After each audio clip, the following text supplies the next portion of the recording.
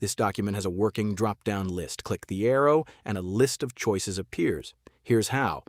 First, right-click anywhere on the ribbon. Click Customize the ribbon. Check Developer in the list, then click OK. A new Developer tab appears. Click it. This is where you add interactive items like checkboxes, drop-down lists, and date pickers. Place your cursor in the document where you want the drop-down list to appear. In the Controls group, click Drop-down List Content Control. A drop-down field appears with Choose an Item displayed. But the drop-down is empty until you add the choices you want. Click Properties to add your choices to the drop-down. Give it a title, like Select the Product. You can also change how the control looks, but that's optional. In drop-down list properties, add the choices you want. Click Add and enter the choice under Display Name. Then click OK. Repeat this for each choice you want to include.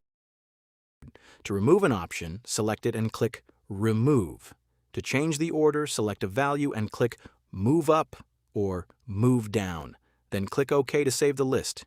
Now click the arrow on your drop-down. Every value you added shows up in the order you set. Where would you use a drop-down list for? Let me know in the comments. Like this video and subscribe for more Word tutorials.